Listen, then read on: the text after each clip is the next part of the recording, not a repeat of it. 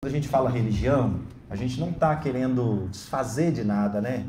A gente tem que amenizar um pouco, tomar o cuidado, na verdade, para o nosso discurso não ficar um discurso ácido, né? Um discurso crítico, onde a gente aponta o dedo para aquilo que a gente acha que é errado, para aquilo que a gente acha que não está legal, e ao mesmo tempo não trazer uma resposta, não trazer uma direção, falar o que a gente não concorda, sem trazer a solução, porque a gente concorda. Então, a gente não quis esse mês, não é bater em nenhuma religião, nenhum formato religioso, nenhuma igreja, nenhuma denominação. Não é isso a nossa tônica. Nós, como Porto, temos tomado esse cuidado.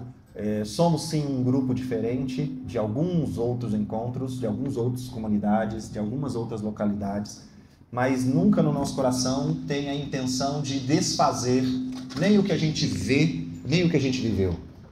Eu vim, por exemplo, acho que como muita gente aqui, eu vim de uma cultura totalmente diferente do que a gente está vivendo aqui. Totalmente diferente.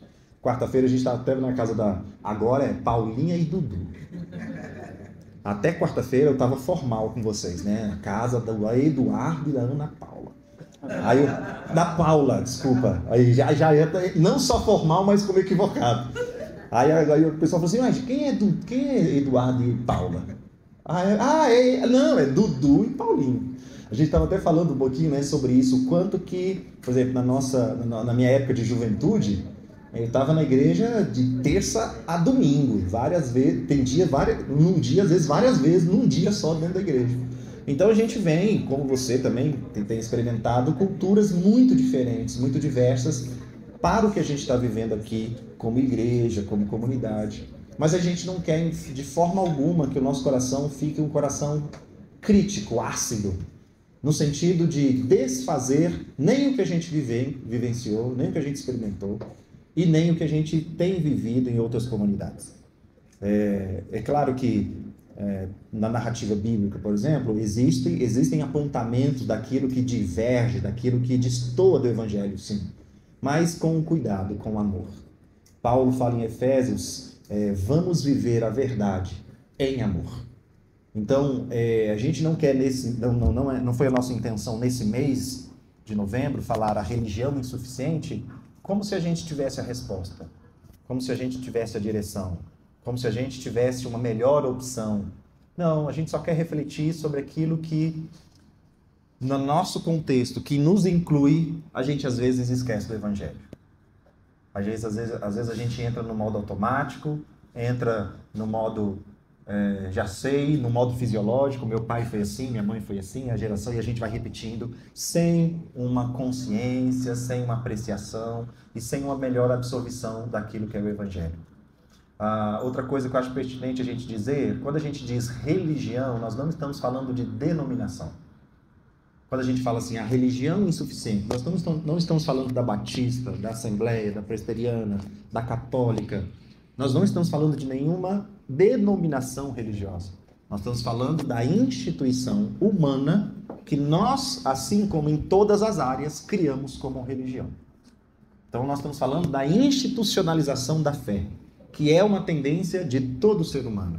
Assim como institucionalizamos o amor, assim como institucionalizamos o ensino, institucionalizamos a alimentação, institucionalizamos o trânsito, institucionalizamos a segurança, nós também criamos uma instituição para exercer a fé. E é desse lugar que a gente está falando, que é a religião é insuficiente.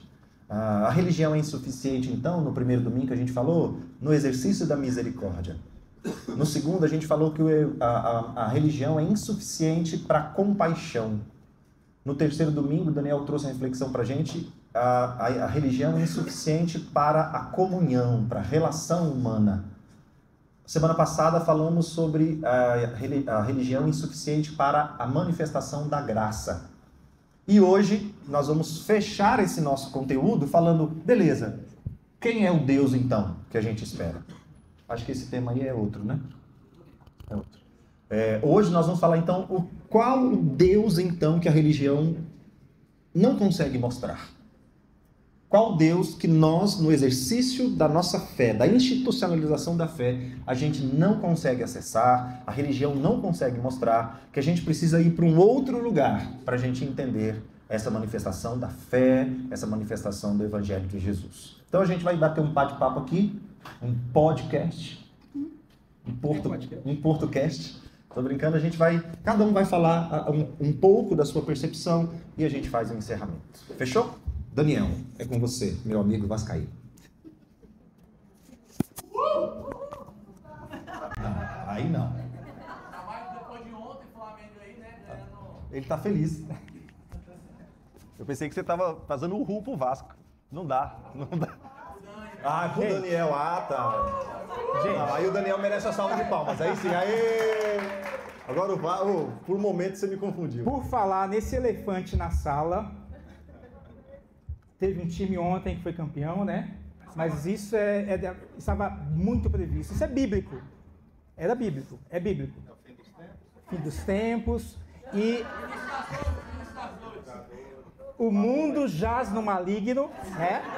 O mundo jaz no maligno. E a Bíblia fala sobre, olha, nos últimos tempos, o mal vai dominar, sabe? A opressão. Então é bíblico, é bíblico. Amém, amém. Não dá nem assunto pro Flamengo. Pelo amor de Deus, tira isso daqui. Fala sério.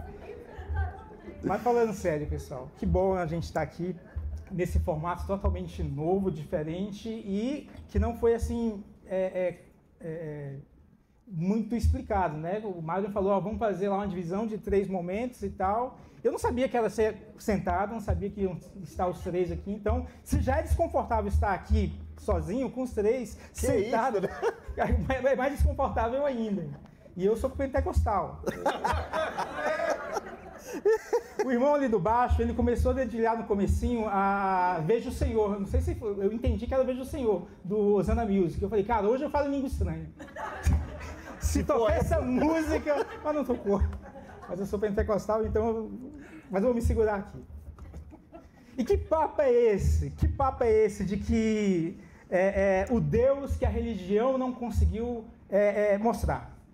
Afinal de contas, Jesus não veio fundar uma religião, mas veio revelar o amor. Que história é essa? Isso parece mais treta, né? Parece aquele cara que gosta de treta, tiozão da treta, que gosta de provocar, que gosta de chamar atenção. Quer dizer, então, que a gente está aqui no meio de uma religião, exercendo, vivendo uma religião, e essa religião não veio mostrar a Deus, é insuficiente para mostrar a Deus. Isso parece que é só uma provocação, parece que é só uma treta. Mas isso também é bíblico. Isso também é bíblico. A questão da religião ser insuficiente para revelar a Deus, para mostrar a Deus, isso também é bíblico. Eu tenho como base para falar isso o texto de Atos, do capítulo 17, versículos 22 a 23, que diz o seguinte, não sei se vai ser projetado aqui, Atos 17, 22 a 23. Se você quiser abrir aí para confirmar que eu não estou mentindo. É importante, né? O texto diz o seguinte, olha só que interessante.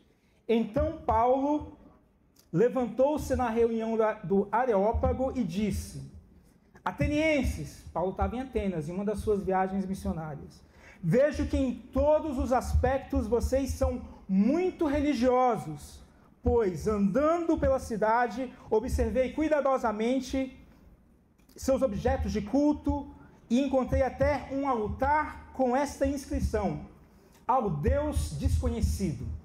Ora, o que vocês adoram, apesar de não conhecerem, eu lhes anuncio. E aí, Paulo começou a falar sobre o Deus que nós servimos e tal. E qual era o contexto ali? Atenas era uma cidade muito idólatra e ali havia altar para tudo quanto é tipo de Deus. Havia altar para o Deus da guerra, ao Deus do amor, ao Deus da paz, ao Deus da fertilidade, ao Deus da colheita, ao Deus...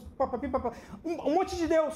Tudo tinha um altar destinado aos vários deuses que, digamos assim, atendiam às necessidades das pessoas. Mas apesar de ver essa infinidade de altares, havia ainda um outro altar, um altar que chamava atenção, que era altar ao Deus desconhecido. Esse livro de Atos é um livro histórico. Então, o que a gente tem aqui é um fato que de fato aconteceu.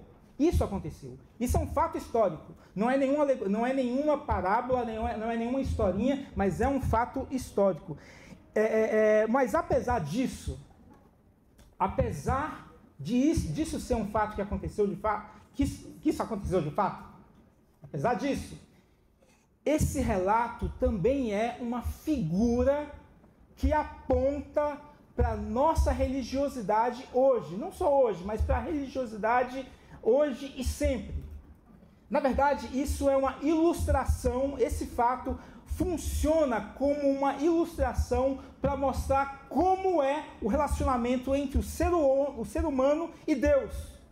A gente sempre leu esse texto como sendo assim um exemplo de estratégia evangelística para alcançar as pessoas. É isso mesmo. Mas além disso, esse texto também é uma ilustração de como funciona o nosso relacionamento com Deus, na nossa tentativa de alcançar a Deus. É uma ilustração. Esse texto mostra que na realidade do homem, o homem religioso, a realidade do homem religioso é que, independente da religião desse homem, pode ser a religião mais perfeita, independente da intensidade da devoção desse homem para aplicar essa religiosidade, independente da sinceridade do coração deste homem, independente do nível de entrega deste homem, independente de tudo isso, é necessário haver um espaço para o Deus desconhecido. Independente da sinceridade do seu coração, independente do quão perfeita é a sua teologia, independente da entrega do seu coração, independente de tudo isso, é necessário haver um espaço para o Deus desconhecido. Que história é essa, Daniel? Tá maluco? Tá doido? Como assim Deus desconhecido? A gente tem a Bíblia. Eu conheço muito bem o meu Deus. Você pode estar pensando isso, né? Eu tenho 30 anos de crente. Eu conheço Deus. Que história é essa? A grande verdade é que nenhuma religião, por melhor que seja, consegue abarcar Deus por completo. Nenhuma religião, por melhor que seja, consegue alcançar Deus por completo. Nenhuma. Sempre vai faltar algo. Na verdade, considerando a grandeza indescritível de Deus, sempre vai faltar muito de Deus. Você pode estar pensando assim, não, eu conheço bem Deus, então eu sei, eu considero que, eu percebo que falta algumas coisinhas. Não. Deus é grandioso, falta muito mais do que você imagina. Na verdade mesmo, a verdade verdadeira, considerando a infinitude absoluta de Deus, se pegarmos a religião humana mais perfeita, ainda vai ficar de fora um infinito de Deus. Pega a sua concepção de Deus que você tem aí na sua mente, no seu coração, dentro da sua devoção, da sua religiosidade. Se você comparar esse Deus que você adora, que eu adoro, ao Deus infinitamente grandioso, eterno, poderoso, criador, existe uma diferença infinita entre a nossa concepção e aquilo que Deus é de verdade. E a religião tenta abarcar de alguma forma esse Deus, mas não consegue. Existe uma infinitude de Deus que ainda não conhecemos, porque Deus é infinito. E a diferença entre infinito e qualquer coisa é infinito. Como é que funciona isso? Dá uma ilustração para vocês. Hoje eu completo 23 anos de casado. 23 anos. Obrigado, eu mereço. A Lisa merece mais ainda. Ela é uma santa. Ela é uma santa. 23 anos de casados. Eu conheço ela. Ela me conhece também. Compartilhando alegrias, tristezas, decepções, esperanças, desilusões, brigas, reconciliações, diariamente, durante 23 anos, compartilhando sentimentos, dores, e a gente ali. 23 anos. Eu conheço bastante a minha esposa. Apesar disso, apesar de eu conhecer a minha esposa, que é limitada como qualquer ser humano, Você consegue delimitar o ser humano, você consegue. E apesar de estar convivendo com ela 23 anos, eu ainda me surpreendo com muita coisa da sua personalidade. Às vezes ela fala ou faz algumas coisas que eu falo assim, caramba! Às vezes o momento é tão crítico que eu olho assim e falo, quem é essa mulher que está dormindo comigo? Porque é tão outro, e aí é aquele momento que você precisa resgatar algumas coisas e sentar e descobrir, estar disposto a descobrir o novo da pessoa limitada. Agora imagina Deus, meu irmão. Imagina Deus. Isso é a questão da necessidade da gente descobrir o desconhecido Deus que está além do nosso conhecimento hoje.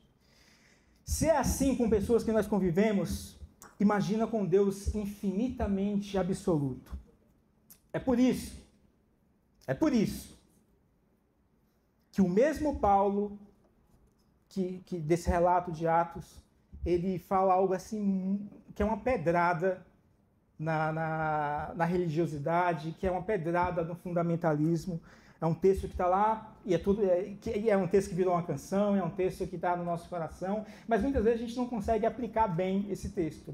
É o texto de 1 Coríntios 13, só os versículos 12 e 13, que diz o seguinte: agora, pois, vemos apenas um reflexo obscuro, como um espelho, mas então veremos face a face. Agora, nesse momento, a gente vê Deus de uma forma muito obscura, como se a gente estivesse olhando um reflexo no espelho, mas um dia nós veremos face a face. Agora conheço em partes, mas então conhecerei plenamente, da mesma forma que sou plenamente conhecido. E aí Paulo dá a cartada final em toda a prepotência religiosa, justamente no versículo 13, que ele fala o seguinte: assim permanecem agora esses três: a fé, a esperança e o amor. Mas o maior deles é o amor. E olha que interessante, a gente está falando da limitação da religião. A religião não consegue mostrar Deus na sua completude. A fé é ligada ao quê? Religião. A esperança é ligada ao quê? A religião. Aquilo que a religião mostra e aponta que a gente vai viver. O amor é ligado ao quê? Se você falar que é religião, você vai tirar 0. Adeus. O amor é ligado à vida. A Deus. Porque é a essência de Deus. Por isso que o amor é mais importante. A fé se limita à limitação da religião. A esperança se limita à limitação da religião. Agora, o amor, ele é a essência de Deus e ele é ligado à vida. E aí, nesse grande dilema, digamos assim, caramba, e Deus não se mostra completamente, não. Ele mostra o caminho. Ele mostra o caminho. Qual é o caminho? O amor.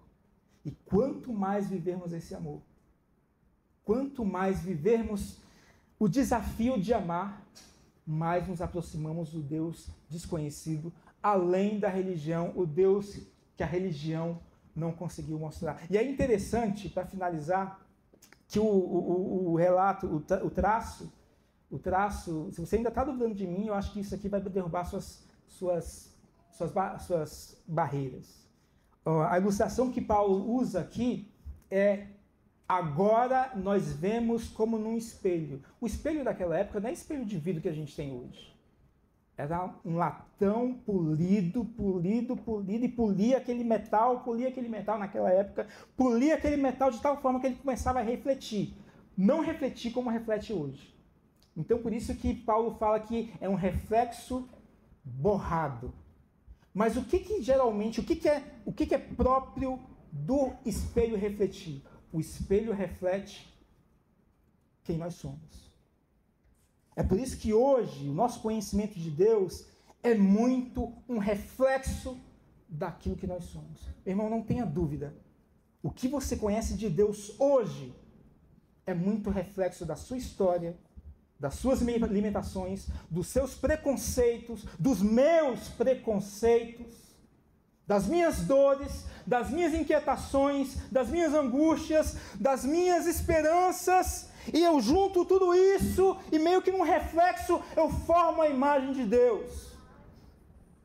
Mas existe uma infinidade ainda do Deus verdadeiro para ser conhecido. E esse Deus verdadeiro a ser conhecido só pode ser desvendado através do amor. Agora conhecemos em parte, mas então vamos conhecer face a face. Diante do quê? Diante do que há de mais precioso daquilo que Deus nos deixou, que é a sua própria essência. Amor. E aí continua.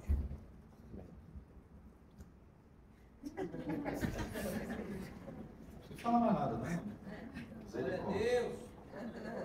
Você viu a unção que deu ali.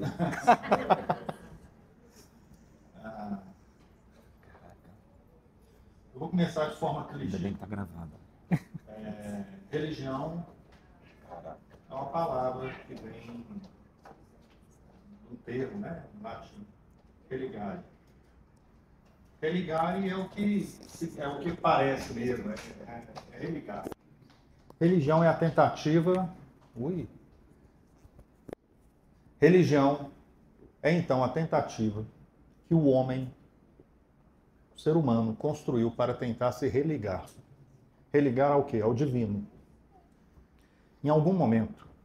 E esse algum momento não pode ser muito bem definido, mas ele sempre existiu. Porque antes de haver uma religião já havia aspectos. Nós criávamos mitos, criávamos rituais, criávamos deuses. Em algum momento vai se estabelecendo religiões. É a tentativa do homem buscar se religar a algo que soltou. Há um vazio, há uma angústia. E o ser humano tentou religar. Religião. Religião, então, é a tentativa do ser humano de tentar se religar ao divino. Seja lá o divino o que for. A passagem que o Myron usou que ele colocou para nós como referência durante esse mês, né, para estudar esses vários temas, né, os vários subtemas. Vocês lembram qual é? É a passagem da conversão de Mateus e logo depois, é Mateus, você lembra a referência, irmão? 9? Mateus 9. Ele fala da conversão de Mateus, o apóstolo, e depois fala... o que acontece logo depois? Acontece uma mesa com publicanos e pecadores. Vou falar aqui rapidamente, porque eu não vou ler o texto e tudo, para a gente poder ganhar tempo. O Maio falou que só tem 15 minutos, depois disso ele vai começar a dar short, né? Isso mesmo? Foi. Mateus estava na coletoria. Mateus era um publicano. Quem é publicano? Publicano é aquele cara que pega dinheiro do próprio povo e dá para aqueles que estão escravizando o povo. Então, o povo judeu estava ali, eles eram escravizados pelo Império Romano. E aí eles pegavam pessoas diante daquele povo ali e falavam assim, ó, você vai coletar imposto do próprio povo, do seu próprio povo. Aí você vai ganhar um dinheirinho a mais, você vai ter uma vida social um pouquinho mais destacada dos demais, mas você vai ser o cara que vai ferrar seu povo. Ninguém gostava de publicano. Ninguém assentava à mesa com publicano, ninguém queria estar com publicano. Porque ele era o amaldiçoado, né? O maldito. O filho da mãe, para ser bem sucinto assim. Ninguém queria estar com esse cara. E mais do que isso, se você tivesse com esse cara, você era identificado como tal e também ficava marginalizado como ele. A religião não aceitava Mateus. A passagem que sempre me intrigou, desde quando era menininho, pequeno lá em BH, era essa, assim. A passagem, quando você vai ler a Bíblia, é assim... Jesus estava passando, viu Mateus na coletoria e falou, vem, me segue. Aí Mateus para, larga tudo e segue. Eu falei, como assim? O que aconteceu ali, gente? O cara parou, largou tudo e seguiu. Um menino, 30 anos, 33, andando ali. Jesus tinha alguma autoridade? Tinha, a autoridade estava chegando, as coisas estavam... Mas vocês entendem, assim, olha que se a gente parar para ler, fala, que bacana, né? O cara, de repente, para, levanta e... Eu acho que Mateus, ele já tinha feito todas as perguntas. Eu acho que Mateus já passou por uma angústia profunda. Aquela angústia que nós, que conhecemos a Deus, a gente passou por ela um dia. É parar e falar, o que é isso? O que está acontecendo com a minha vida? Eu preciso de algo. Eu preciso. Mateus, socialmente falando, era excluído. Financeiramente falando, ele tinha boas condições como publicano, melhor do que os demais, né? E, além de tudo, você fica imaginando que, politicamente, ele devia ser muito bem aceito, então, pelo Império, devia ter alguns, né? Devia ser resguardado. Esse homem, havia uma angústia tão profunda nele que, quando Jesus passa, ele fala assim, eu vou. E aí você pode pensar, se você for muito pentecostal, igual nosso irmão Nel aqui, você pode pensar, foi um milagre. Acredito, sempre é um milagre. Mas esse tipo de milagre, Deus não faz assim, Deus não força ninguém, né? Nem que seja nada. Eu te chamei, não é assim que funciona. Os milagres às vezes acontecem nas circunstâncias da vida, em situações, mas no coração, Jesus vem e pede lugar, espaço. A chamada de Jesus invocou naquele homem na hora. Eu falei, eu vou. A angústia que aquele homem tinha foi respondida. Alguém me chamou para ir. E ele foi. Mateus tem uma coisa interessante aqui, que dentro dessa perspectiva toda que nós estamos falando, é uma vantagem, né? Ele não tinha espaço na religião. Eu tive muito espaço na religião. Meus pais meu pai se converteu com 18 anos, minha mãe sempre foi de igreja. Eu nasci num evangelho, numa igreja grande, a igreja que tinha, qualquer acampamentinho nosso, tinha 150 meninos pulando e gritando. Entende? Assim, tem todo um lugar. Me tornei pastor, olha que lugar, né? Parei, saí, estudei, aquela coisa toda.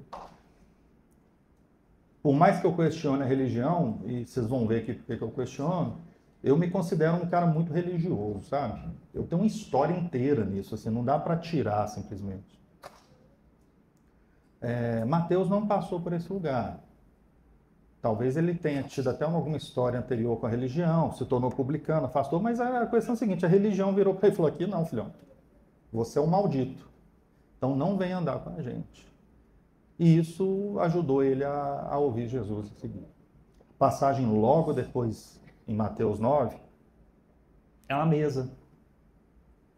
Está à mesa Jesus com publicanos e pecadores, é o que a Bíblia fala. Então, publicano, a gente já sabe quem que é. Pecador, para judeu é o seguinte, pecador para judeu é todo mundo que não é judeu.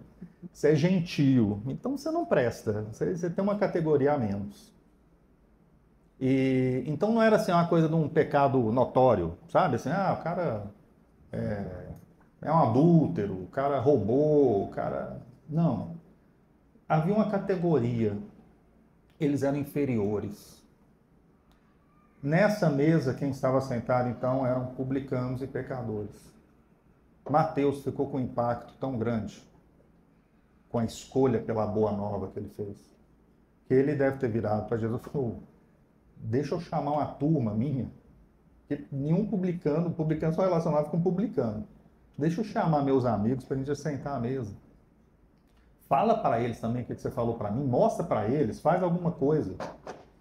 A mesa era de Mateus, mas a gente vai lendo o texto, a impressão que nos dá é que quem era o anfitrião era Jesus.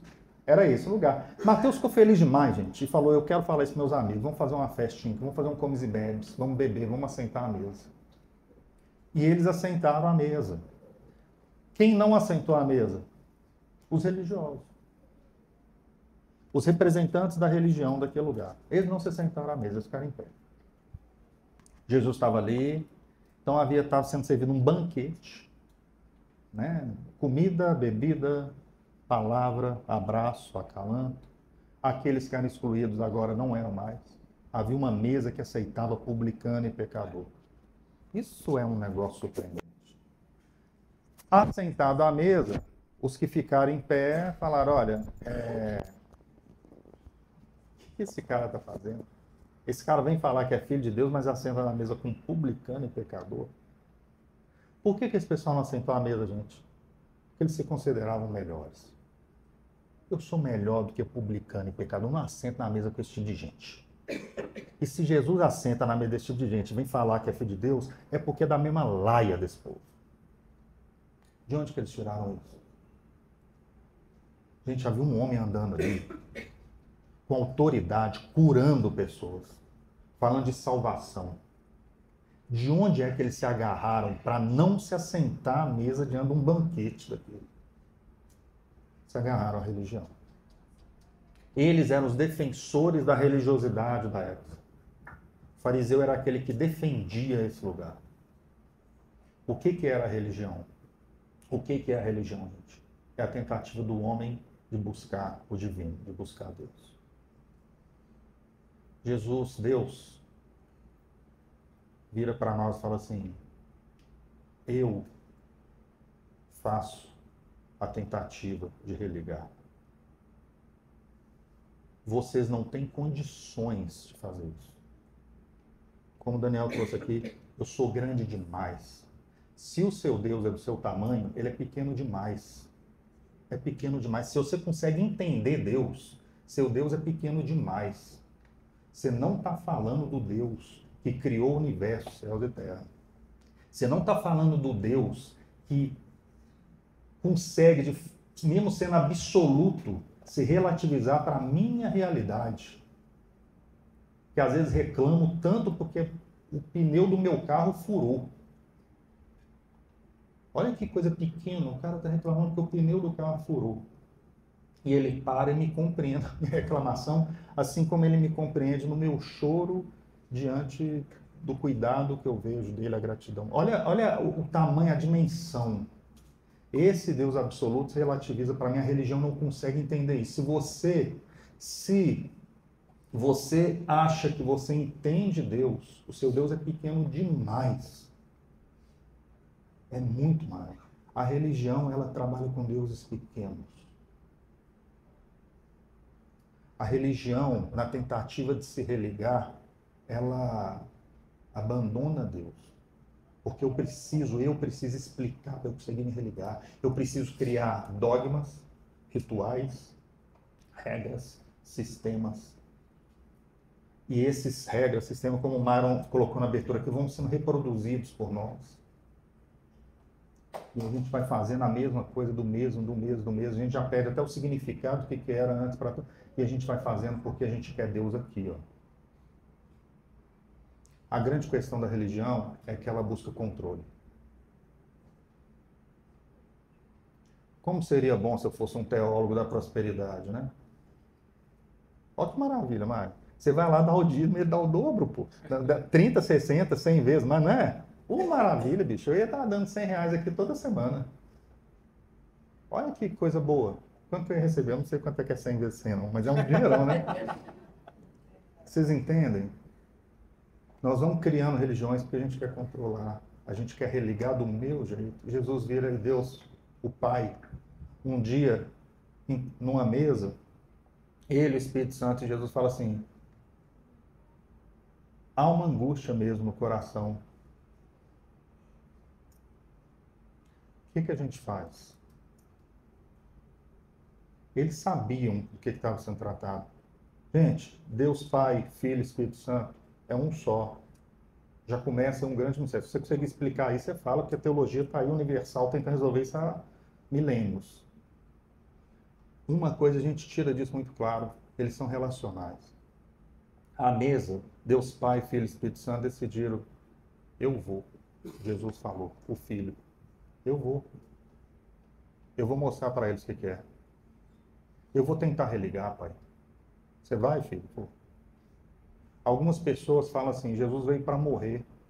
E eu vou falar para vocês que não faz muito sentido para mim. Eu acredito num Jesus que veio para amar. Amar até onde? Até a morte, se fosse necessário. Ele sabia que era. Ele foi sofrendo, ele foi ruminando, ele foi construindo.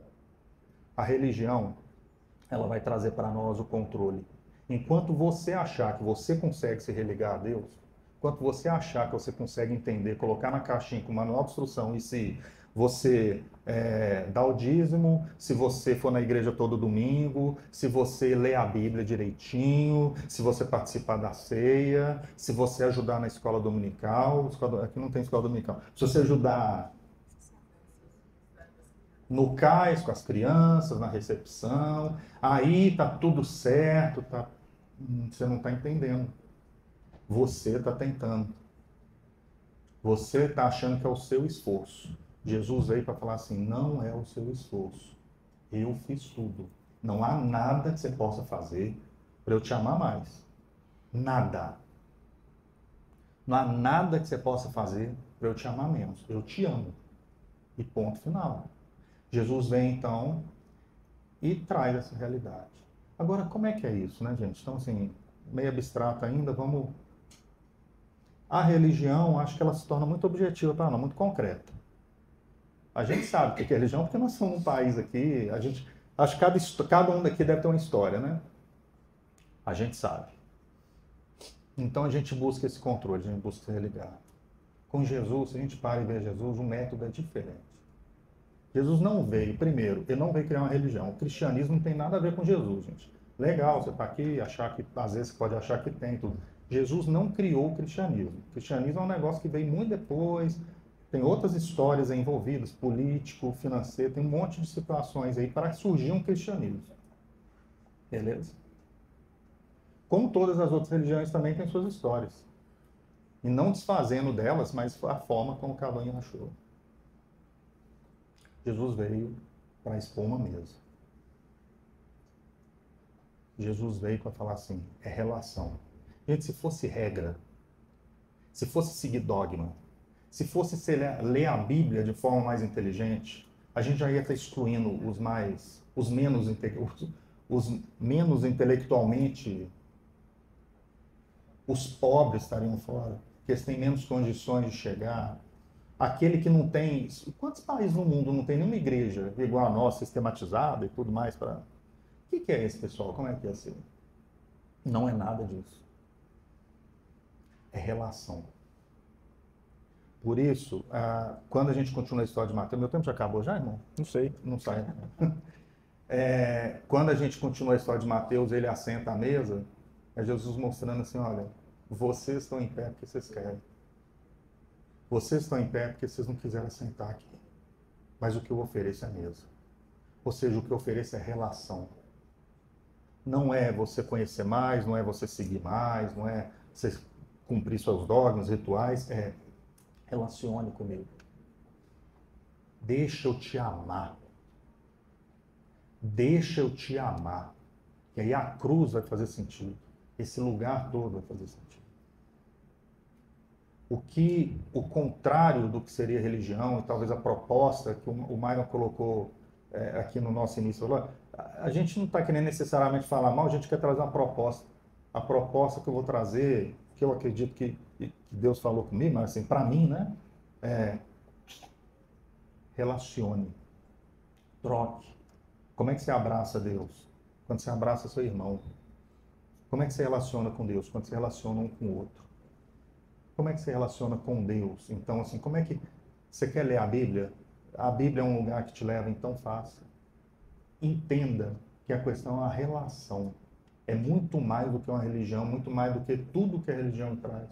Não há um esforço seu. Jesus fez o esforço. Ele se encarnou, gente.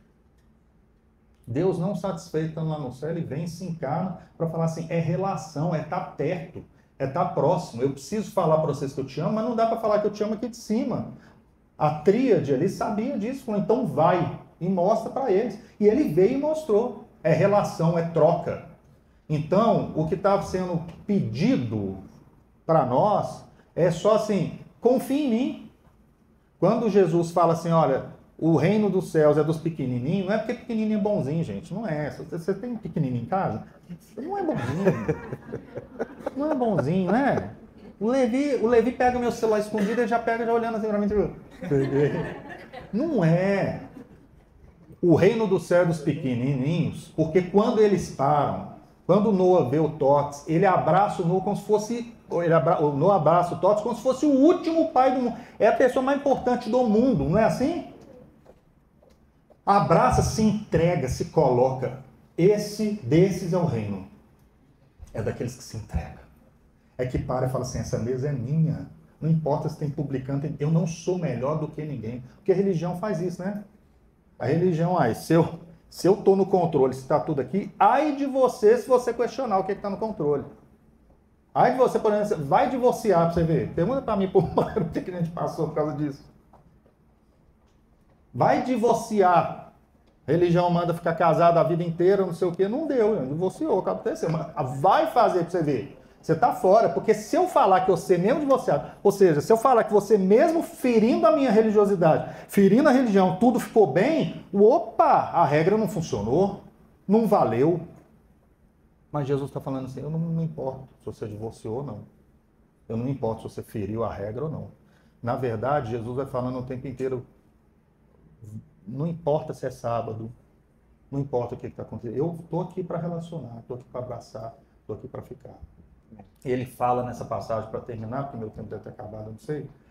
Mas ele fala assim, olha, eu não vim para quem é são. Eu vim para quem está doente. Quem está sentado estava doente? Gente, estava. Eles compreendiam isso muito bem. Era fácil compreender, até para a gente aqui hoje, né? A gente lendo daqui desse lugar, 2025, falou aí. Né? Publicando, ninguém sentava com esse povo, ofereceram a mesa. Pecador, o povo também, quem estava em pé, achava que era são. E era tão doente quanto. A questão é que todos estamos doentes. Porque todos carecemos da graça de Deus. Porque todos precisamos cumprir, fechar esse buraco, esse vazio, essa angústia que há em nós. A questão é que uns aceitam e puxa a mesa. E se relaciona com Deus. Relaciona com Jesus. Toda vez que a gente parar, olhar para Jesus, obedecer Jesus, a gente está entendendo isso e deixando. A tentativa de Jesus, a tentativa de Deus Pai, de se religar a nós, foi compreendida. Se você seguir sua religião, você vai continuar tentando a sua tentativa, o seu mérito, o seu lugar para seguir. Entende? É aí que está. Nessa mesa é lugar de gente doente. Se você acha que você está são, se você acha que você é melhor do que o bolsonarista, se você acha que é melhor do que o petista, se você acha que é melhor do que aquele que é divorciado, se você acha que é melhor do que o flamenguista, vocês entendem?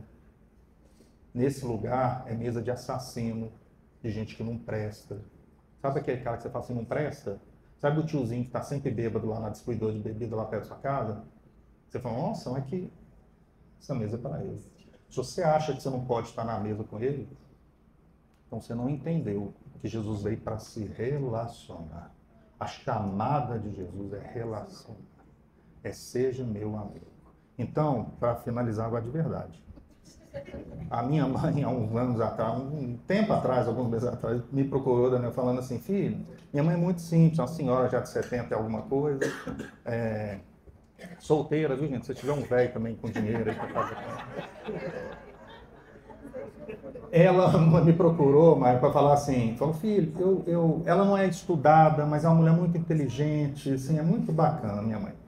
Ela virou para mim e falou assim, filho, eu tô com vergonha de falar que eu sou crente. Como falei para vocês, crente desde... Você acha que eu tô errado, filho? Falei, não, mas você não tá errada. Eu tô entendendo o que você está falando. Tá difícil a gente falar a palavra religião hoje em dia, né? Por isso que a gente tá questionando ela aqui da forma tão aberta. Gente, há 15, 20 anos atrás não era, né, gente? A gente não questionava a palavra, a gente não questionava esse lugar. Falou, não, mas você está certa, não precisa falar que você é crente, não. Pode falar que você é discípula de Jesus, o que você acha? Ela eu posso falar que eu sou só de Jesus? Falei, pode, fala de Jesus, pronto. Ela compreendeu que a religião já não cabia para ela, sabe? Assim, tinha alguma coisa que não estava cabendo. Aí então minha mãe, essa pessoa assim, conseguiu entender isso, acho que a gente consegue entender. A gente criou uma outra palavra, a gente reforçou, a gente trouxe uma outra palavra para ficar de frente com isso, sabe? Com religião, que é a espiritualidade. É uma palavra, o Myron gosta muito dessa palavra, eu gosto também, não sei se o Daniel gosta. Estou falando que o Myron gosta porque ele sempre fala, né? E a gente sempre tem essa prova. E é uma palavra muito bacana. Espiritualidade. E eu acho que quando eu falo, acho que vocês estão entendendo. Falam, opa, religião, tá, espiritualidade, já tem um lugarzinho na cabeça, não tem? Mais ou menos aí? Vocês estão vendo que essa palavra está sendo cada vez mais cooptada, né? Assim, agora já tem espiritualidade 2.0, espiritualidade sendo vendida no perfil do Instagram. Venha fazer seu curso de espiritualidade. A coisa está indo. E aos poucos, eu acredito que a gente vai ver essa palavra também indo. O sistema vai abarcar, ela vai abraçar e foi. Eu queria que a gente aqui resgatasse uma palavra que, de certa forma, ela tem um desgaste, mas se a gente trazer até o original dela, há um evangelho, há uma boa nova. Boa nova. Essa é a palavra que eu resgatei para mim. Jesus me ama e quer se relacionar comigo. A forma dele mostrar que me ama é a única forma que eu tenho para mostrar, qualquer um mostrar que ama, quer se relacionando, quer estar junto. Então, gente, hoje e sempre, há uma boa nova para você. Há uma boa nova para mim. Ela vai além da religião, com seus dogmas, caixinhas, instruções. Ela é, Jesus tentou se religar conosco. Ele sabe da nossa angústia, sabe da nossa necessidade. E ele oferece uma mesa. Porque a grande questão é, vamos comer e beber juntos. Eu quero falar que eu te amo cara a cara. Muito bem. Eu queria completando, né? Acho que a gente nem ensaiou, graças a Deus. Que bom que a gente não ensaiou. Pensando nessa questão da fé, do exercício da fé, uma das dificuldades que toda institucionalização vai enfrentar, e a gente está enfrentando isso de forma bem aguda, bem evidente hoje, tem uma pesquisa de um historiador que ele fala que no ano até a eleição de 2018, até a eleição de 2018, o nível de polarização no Brasil alcançava, de uma escala de 1 a 10, de 0 a 10, alcançava sempre, o topo foi 3. Em épocas de... Né, que se coloca, por exemplo, a eleição, onde se coloca opinião pessoal, desejo pessoal, o nível máximo que o Brasil já tinha enfrentado era o nível 3 de polarização. A partir de 2018, o nível no Brasil subiu para 6 e 7, numa escala a 10. Isso mostra o quê? Nós estamos num momento de muita polarização, devido a uma das razões, claro, que eu queria trazer aqui, é a razão do conflito de gerações. Toda instituição vai passar pelas crises institucionais, pelas crises geracionais. E eu estava pensando nisso essa semana, lembrei de um exemplo da Luísa. A Luísa era pequenininha, eu gosto muito de churrasco, gosto de fazer o churrasco, não é só saborear, eu gosto de fazer. E ela, desde criancinha, tá lá comigo e tal. E eu tinha uma mania com ela de passar nela assim, bater na bundinha dela e falar assim, bundão. E a gente fazia isso, brincava e tal. Foi a primeira vez que ela passou por mim, bateu na minha bunda e falou assim, bundão. Véi, isso me deu uma crise que eu fui pra terapia. Que menina insolente. Porque eu tô vindo da geração que meu pai não permitia nem a gente falar assim, se ele chamasse a gente, não era nem oi pai, era senhor. Eu já tomei peteleco do meu pai porque eu respondi meu pai, oi pai. Oi o quê, rapaz? Aqui é senhor, responde senhor. 30 anos depois, tem uma guria que bate na minha bunda e me chama de quê? Bundão. Gente, de verdade, eu levei pra terapia. Falei, cara, a minha autoridade de pai foi embora. Quem essa menina tá pensando que eu sou? E por quê? Porque toda instituição vai enfrentar uma crise geracional. Nossos filhos vão apresentar comportamentos que confrontam a nossa criação.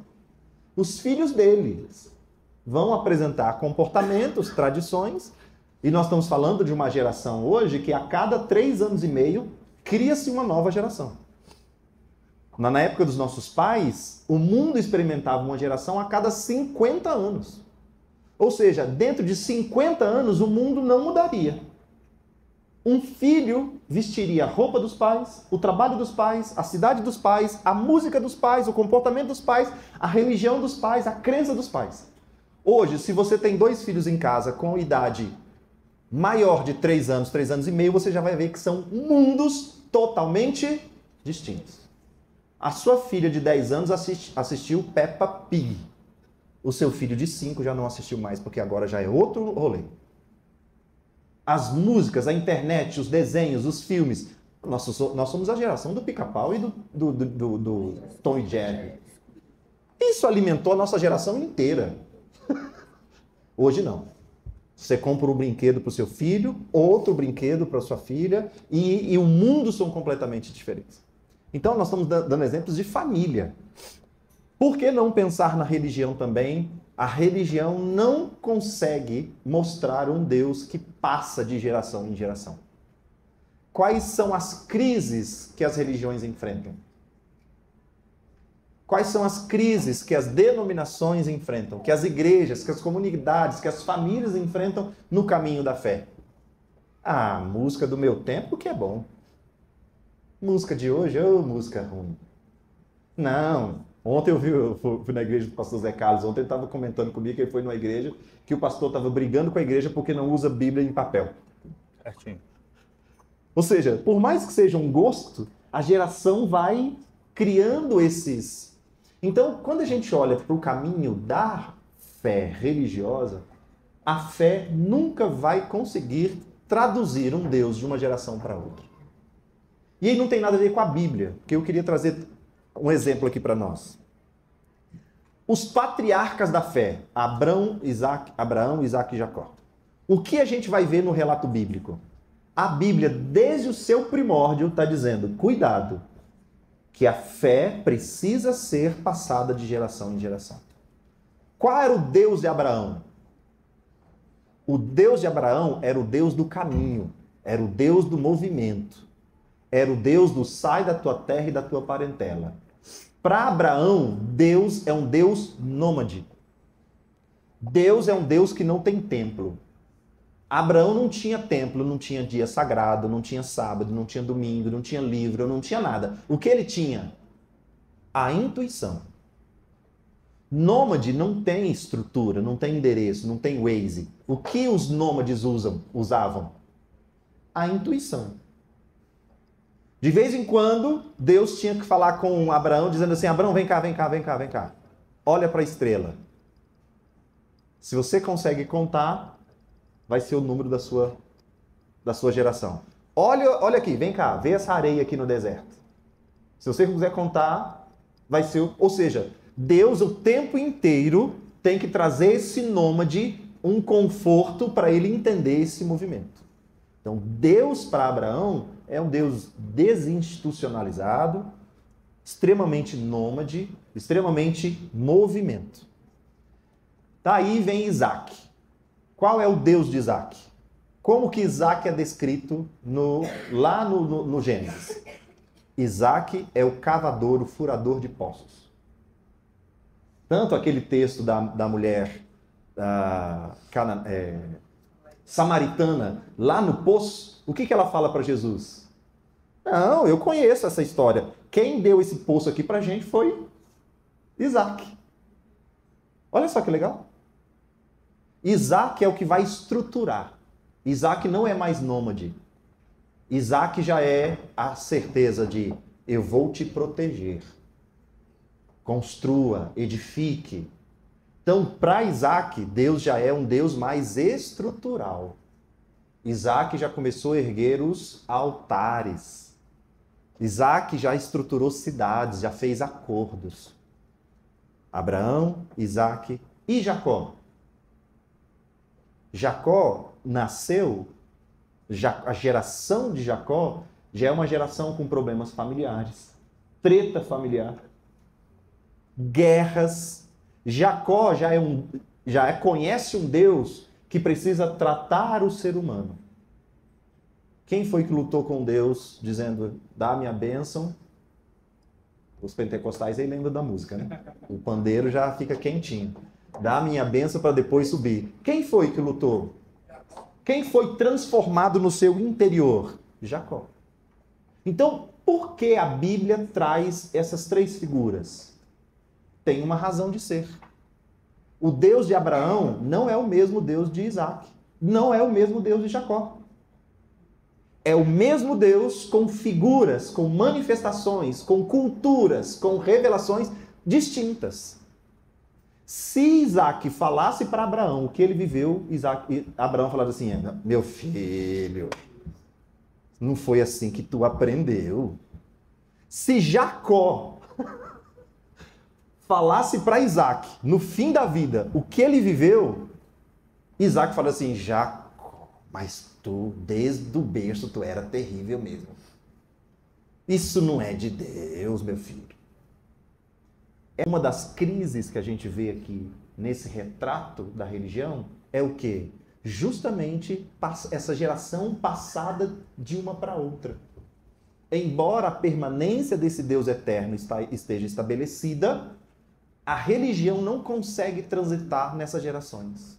Eu quero que minha filha curta o culto com as minhas músicas da minha época. Quando ela vem com aquela música de choração, quero sentar no seu colo. Difícil. Eu falo: ô Luísa, minha filha, deixa eu te mostrar uma música legal aqui. Aí eu vou mostrar para ela: o nosso general é Cristo, pelo Senhor. Aí só os velhos cantando. Por quê? Porque é a nossa geração. Você quer ver uma coisa? Nossa geração, pega a galera dos anos 40. 40 a 60 ali. Que geração é essa geração? O mundo pós-guerra precisa de quê? Estrutura, ordem, disciplina. Como que é a religião da época? Sistemática, organizada. Manda quem pode, parece que tem juízo. Para essa geração, qual é a estrutura que mais os orienta? A estrutura militar. Por quê, gente? É por gosto? Não. No caos se organiza a partir de quê? De disciplina, de cooperação coletiva. Então, se você tem que seus pais ou seus avós da época, da geração a partir dos 40, você vai ver que é uma geração extremamente rigorosa. Eu fui num sepultamento esses dias, me lembra, Tots, quem era? Que a senhorinha tinha o chaveiro a vida inteira. A gente foi num sepultamento de uma senhora esses dias. Acho que foi da sua avó? Não, não foi, não. Foi muito bonitinho porque o chaveiro dela... da minha avó. Da sua... Não foi da sua avó? Foi muito bonitinho, cara. É, o chaveiro, o profissional. Ela morava na mesma casa durante anos e durante todos esses anos ela teve quantos chaveiros? O profissional, explica. O profissional. Só teve um. Pega essa galera dos anos 40. Quantos empregos eles tinham? Um. Quantos carros eles tinham? Um. Quantas casas? Um. Quantos sapatos? Mocassim. Por quê? Porque é uma geração extremamente estrutural. Eles precisavam de ordem e disciplina para reconstruir um mundo destruído pelas guerras. Chegamos aos anos 80. Qual é a marca dos anos 80? A geração do Walkman. Só quem já teve Walkman sabe o que é os anos 80. A fita que você coloca uma bique para voltar para frente. Anos 80 é o ano do impulso. É o ano da prosperidade. É a década da prosperidade. Quais eram as músicas? O nosso general é Cristo. Seguimos os seus passos. Nenhum inimigo nos... Olha que... Gente, é cultura. Nós acabamos de encerrar um ciclo de guerra. Construímos o mundo. Então o que a gente diz? O meu Deus me ajudou e agora nenhum inimigo vai... Chegamos ao ano 2020. Worship.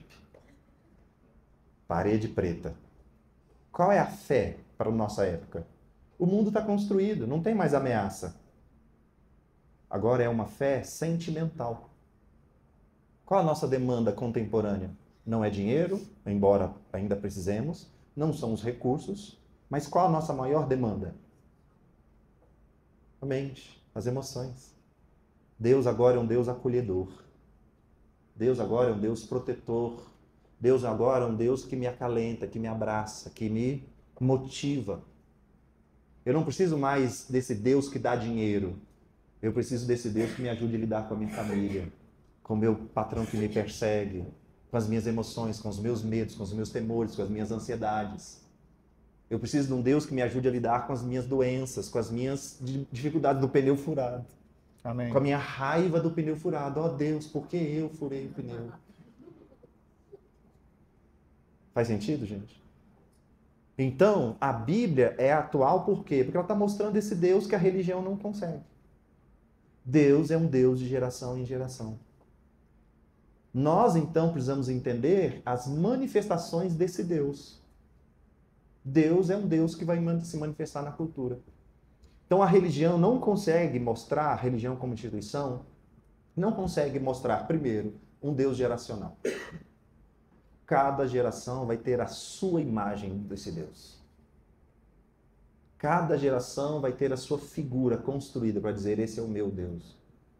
Segundo, a religião não vai conseguir mostrar um Deus cultural. Não faz sentido nenhum hoje a gente cantar o nosso general é Cristo, seguimos os seus passos. Porque até a instituição militar, hoje não tem o mesmo teor que antes. Pegar minha mãe, por exemplo, para cantar um worship, Tiagão sempre que der fala, sentar no seu colo e te abraçar, lá, lá, lá, lá, lá, lá, lá. Hoje a gente cantou Poderoso Deus, não foi? Tenho certeza que muita gente estranhou. Porque essa música é de quando? Geração 2000. E como que ela é feita? Poderoso Deus.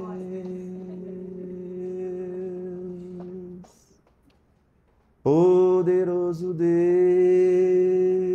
Aí ficava cantando, só na gravação do CD, parece que essa música são 19 minutos. Com essa letra. Não tem outras estrofes, não. Faz todo sentido para essa geração. O Alexandre ia para os encontros, ficava a tarde inteira cantando essa música no mantra. Misericórdia. Meu irmão mais novo participou desse movimento. Quem lembra desses movimentos aí? Mike Shea, Davi Silva, David Keelan, anos 2000, gente. Isso aí sim. O Deus da introspecção, o Deus que evoca as emoções. Faz sentido, gente? Deus é um Deus cultural. Deus vai aproveitar o movimento geracional para naquela construção falar assim, eu vou me revelar a Deus. Você ir para o Nordeste e não cantar um forró, você não vai conseguir revelar a Deus. Você ir para a Rússia e falar assim, aqui não pode beber, porque o meu Deus não permite. Eles não vão conseguir conhecer esse Deus. Faz sentido, gente? Então Deus é um Deus cultural. Tanto cultura pessoal, quanto cultura coletiva. Você tem as suas culturas familiares. O que essa cultura familiar revelou de Deus? Tem a ver com você. Tem a ver com o número de irmãos da sua casa. Um Deus de uma família com 4 filhos é um Deus totalmente diferente de uma família com um filho só. Totalmente diferente. Porque Deus vai usar os acontecimentos e as construções sociais para se revelar naquela cultura. Se você lá em casa me chamar, me falar de um Deus que não tem mesa, para mim não faz o menor sentido. Sabe por quê? Porque a minha infância foi todo almoço e janta, a família de 6 pessoas sentados à mesa comendo o pão. Então, se você me falar para mim que eu tenho que adorar a Deus num culto em pé, meu filho, é difícil me conectar com esse Deus. Agora, se você me chamar para um culto onde tem muita comida, onde tem mesa farta, é mais fácil eu me conectar com esse Deus. Por quê? Porque é a minha cultura. Fechou, gente? Terceiro, Deus, a religião não consegue mostrar um Deus subjetivo. Quando a gente fala subjetivo, é oriundo do próprio indivíduo. A religião tem dificuldade disso. Porque ela vai categorizar todo mundo no mesmo comboio. Deus é um Deus seu. Deus é um Deus nosso, mas ele não extrapola o Deus pessoal, individual. Jesus nunca chamou ninguém para ir para a igreja para sentir Deus. Quando os fariseus estavam falando, brigando, os religiosos brigando, Jesus falou assim, ó, faz o seguinte, vai para dentro do seu quarto. Tranque a porta e o seu Deus que te vê em secreto te recompensará. Então Jesus apresenta, não é um Deus embora coletivo, mas a manifestação profunda, o conhecimento profundo desse Deus não está no coletivo, está no pessoal. Já contei para vocês aqui a minha dificuldade de orar ajoelhado, né? E eu descobri o segredo da minha religião na época. Eu tenho um problema nas pernas, que eu não sei o que é ainda, que é só dobrar o joelho que eu adormeço. É assim, em segundos. Se eu ajoelhar aqui, ó, eu durmo. É assim, ó. Só que na igreja, terça-feira à noite, a igreja que Samuel ia, o baterista daqui, religioso. Terça-feira, reunião de oração. E como se ora? Ajoelhado. E aí eu ficava em pé, orando em pé, vinha alguém e falou assim, irmão, tá na hora de oração, meu filho. Aí eu ficava em pé orando, alguém chegava e falou, irmão, pelo amor de Deus, você é filho do pastor. Ajuda a gente, porque o filho do pastor ficar em pé não vai ser legal. Aí eu falei, beleza, é ajoelhado que vocês querem? Ajoelhado ficarei. 40 minutos, minha sonequinha de boa. Dormia meus 40 minutinhos, na hora que as irmãzinhas começavam a cantar as musiquinhas para encerrar, eu levantava, olha lá, olha que menino bom. Rapaz, toda terça-feira tá aqui e o menino é de oração. Eu estava dormindo. Aleluia. Por quê? Porque a religião tem dificuldade de olhar a subjetividade. Se você sentir Deus e não, como o Alexandre falou, e não coadunar com aquilo que a religião te mostrou, você entra em dúvida. Então, Deus é um Deus geracional. Deus é um Deus cultural. E Deus é um Deus subjetivo. Amém, gente? Vamos orar por isso? Que a gente busque esse Deus de forma simples, que a gente busque esse Deus de forma geracional, relacional, que Deus busque esse Deus que ame. Olha como nós nos completamos aqui. Bom demais. Olha como Deus é bom pra gente. Então eu queria orar. E hoje eu queria convidar vocês, nos convidar, na verdade, para a gente participar da ceia juntos. Desculpa aí pelo horário, a gente extrapolou um pouquinho, mas eu queria terminar com essa mesa. A gente celebrando esse Deus que a religião não conseguiu mostrar, mas que a gente conheceu. A religião não conseguiu mostrar, mas por algum motivo a gente conheceu esse Deus. Não foi talvez pelos propósitos e pelas intervenções da religião, mas Deus encontrou a gente no nosso caminho. Alguns conheceram Deus dentro da religião. Alguns conheceram Deus totalmente fora. Então é esse Deus que as nossas construções não conseguem, mas Ele insiste em se revelar para a gente. Vamos orar? Eu queria convidar o Daniel, o Alexandre, para a gente servir os irmãos hoje. Enquanto a nossa galera aí da música canta, eu queria que a gente fosse recebendo esses elementos e você, ao seu tempo, agradecesse a Deus, esse Deus que você conheceu.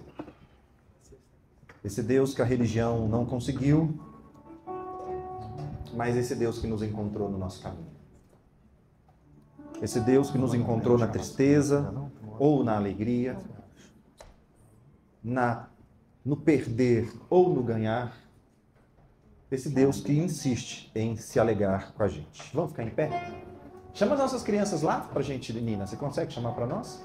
Para os nossos filhos participarem com a gente? Bom dia. Quem teve o privilégio de vir todos os domingos nesse mês, teve a consciência de que a religião ela é insuficiente. Ela nunca será suficiente, por mais que tentemos, todo esforço será inútil. A religião é totalmente insuficiente. Nesse esforço, há quem tenha ficado com trauma do sagrado. Gente boa que acreditou, que serviu, se doou, mas saiu ferida de lugares que diziam falar em nome de Deus. A religião prometeu respostas, mas deixou cansaço. Prometeu cura, mas gerou foi culpa. Prometeu Deus, mas nos fez ter medo dele. Prometeu alegria, deixou lástimas. Prometeu mundos e fundos e deixou sem eira nem beira. Prometeu caminho, deixou pedras e penhascos. E no meio desse cansaço, Jesus apareceu, não no templo, mas à mesa. Não nos ritos, mas na relação. Não nos cultos, mas na presença. Não nos certos, não com os certos, mas com os feridos. Não com os puros, mas com os famintos de amor. E ali ele disse algo que ecoa até hoje. Quero misericórdia e não sacrifício. Como quem diz, eu não quero o peso dos ritos, quero leve abaixo da compaixão. Não quero a aparência do santo, quero o coração humano, vivo, verdadeiro. Em novembro agradecemos e reconhecemos isso de novo, que o amor é mais santo que o ritual, que a mesa cura mais que o altar, que a misericórdia é o verdadeiro rosto de Deus. E talvez seja a hora de descobrir a religião que não conseguiu mostrar o nosso Deus. Por fim, a religião é insuficiente, mas o amor